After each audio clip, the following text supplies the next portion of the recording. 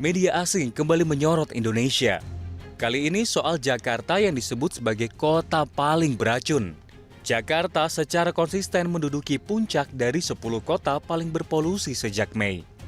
Dirjen Pengendalian Pencemaran dan Kerusakan Lingkungan Kementerian Lingkungan Hidup dan Kehutanan Sigit Reliantoro menyatakan, polusi udara Jakarta yang memburuk akhir-akhir ini merupakan siklus tahunan yang terjadi antara Juni hingga Agustus karena adanya pengaruh udara dari timur Indonesia yang kering. Sigit juga menambahkan pencemaran udara disebabkan aktivitas ekonomi yang menggunakan bahan bakar, baik dari masyarakat ataupun industri.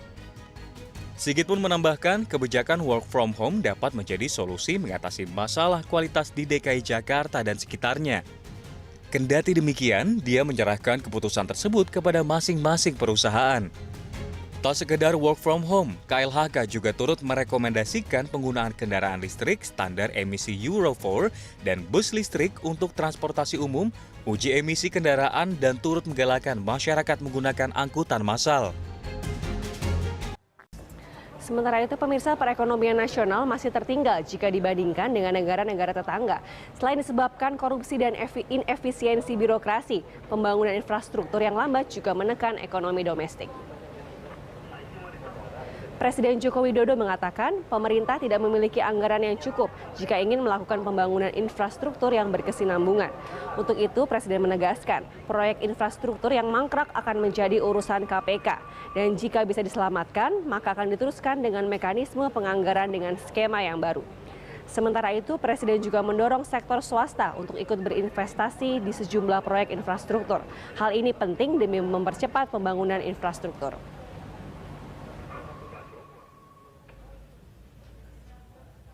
Ini jadi satu-satu ya. Jadi yang pertama yang berkaitan dengan infrastruktur dulu.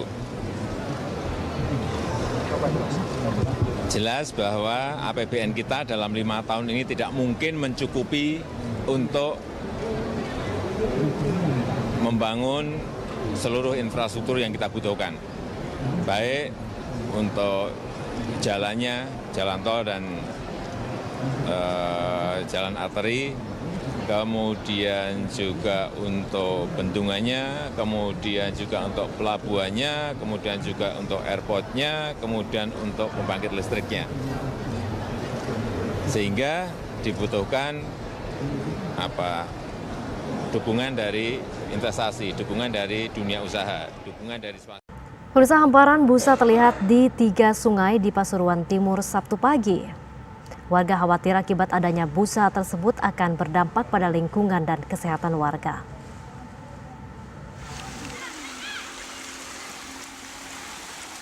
Seperti inilah pemandangan busa yang menutupi aliran sungai di Desa Pacar Keling, Kecamatan Kejayan, Kabupaten Pasuruan, Jawa Timur.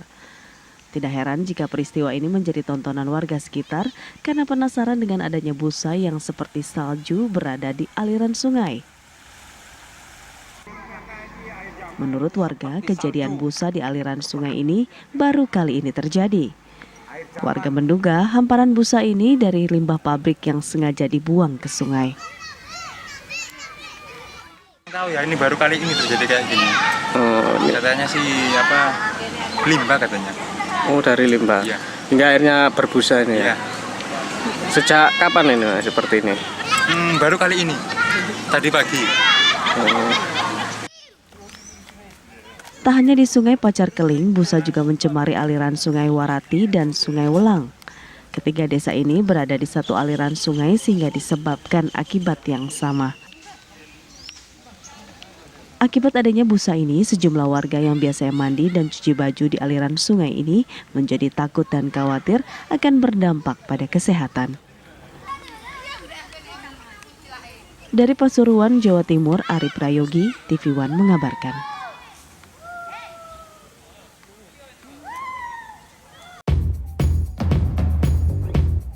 Dampak kerusakan lingkungan di Bangka Belitung akibat korupsi tambang timah Harvey Moisches. Penampakan kerusakan lingkungan di Bangka Belitung, salah satunya akibat ulah Harvey Mois, suami artis Sandra Dewi, yang kini tersangka. Pantas saja kalau kerugian negara akibat kerusakan lingkungan di Bangka Belitung mencapai Rp271 triliun. Karena saking parahnya kerusakan lingkungan akibat tambang timah di Bangka Belitung, apalagi banyak yang ilegal alias tak berizin. Kasus korupsi di sektor tambang yang ditangani Kejaksaan Agung ini merusak kawasan hutan dan non-hutan di Bangka Belitung. Kepala Pusat Penerangan Hukum Kejaksaan Agung Ketut Sumadena mengaku kaget dengan dampak kerugian lingkungan di Bangka Belitung akibat korupsi timah. Soal dampak kerusakan lingkungan, Ketut juga kaget setelah melihat visualnya dari satelit. Di sisi lain, beroperasinya penambangan timah di Bangka Belitung yang sudah terjadi sejak ratusan tahun lalu juga berdampak buruk terhadap kesehatan masyarakat.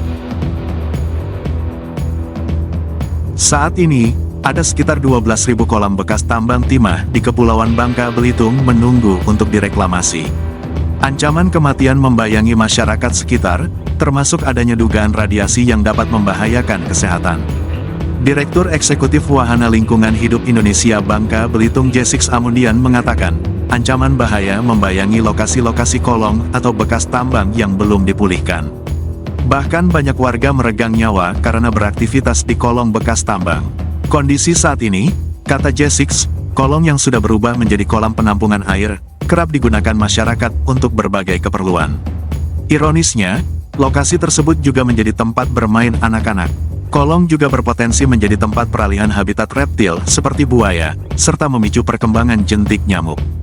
Ini tentunya membahayakan keselamatan dan kesehatan masyarakat. Jesix juga merujuk dokumen informasi kinerja yang diterbitkan Dinas Lingkungan Hidup Bangka Belitung pada 2021 terkait adanya ancaman radiasi di bekas galian tambang.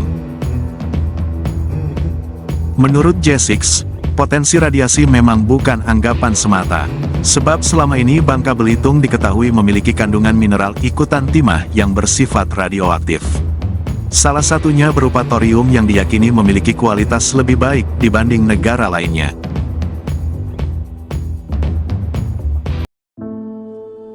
Indonesia merupakan salah satu negara yang menyumbang title paru-paru dunia. Hal ini dikarenakan wilayah hutan Indonesia yang sangat luas menghasilkan oksigen dan menyerap karbon dioksida yang penting untuk keberlangsungan hidup makhluk hidup yang lain. Hutan di Indonesia merupakan sumber daya yang berperan penting pada setiap lini kehidupan, baik ekonomi, sosial, budaya, maupun lingkungan. Karena wilayah hutan Indonesia yang luas dan kondisi cuaca yang selalu disinari matahari setiap tahun, terdapat banyak hutan di Indonesia yang digunakan untuk perkebunan kelapa sawit, khususnya hutan gambut. Hal ini disebabkan oleh kelapa sawit yang mudah tumbuh pada hutan gambut. Ini juga menjadi alasan mengapa Indonesia merupakan negara yang memproduksi dan pemasok minyak kelapa sawit terbesar di dunia.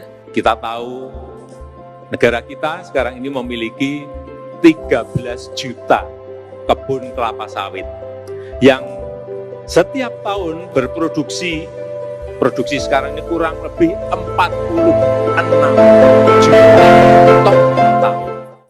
Selain kondisi geografis yang mendukung, ada beberapa alasan mengapa industri minyak kelapa sawit berkembang pesat di Indonesia.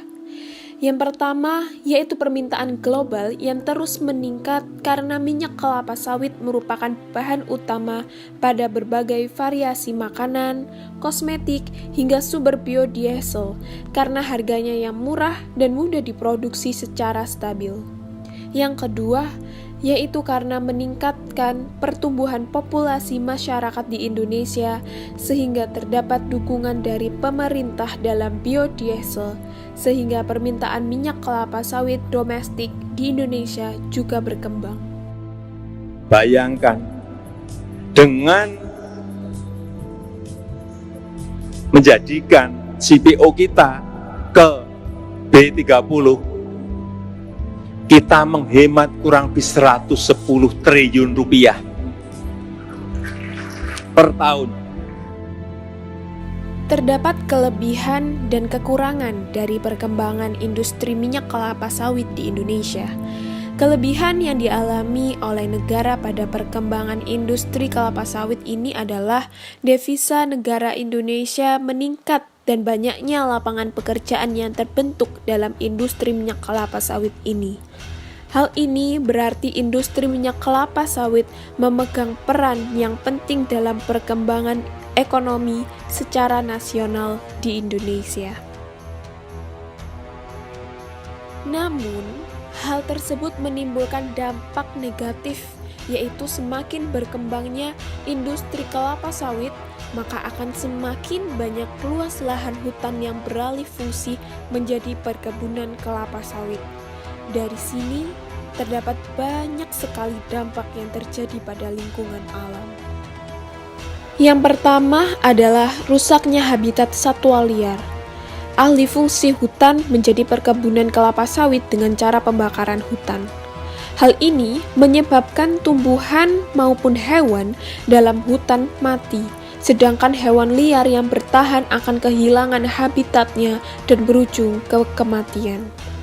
Hewan tersebut juga akhirnya mulai masuk ke dalam habitat manusia untuk memenuhi kebutuhannya. Yang kedua, yaitu pencemaran lingkungan dan pemanasan global. Hal ini dapat terjadi karena pada saat proses pembakaran hutan akan menghasilkan emisi karbon yang menyebabkan peningkatan efek rumah kaca yang menyebabkan meningkatnya suhu pada bumi. Kerusakan ekosistem pada hutan juga menyebabkan perubahan iklim di dunia. Permukaan tanah juga meranggas dikarenakan kelapa sawit yang menyerap banyak sekali air dalam tanah.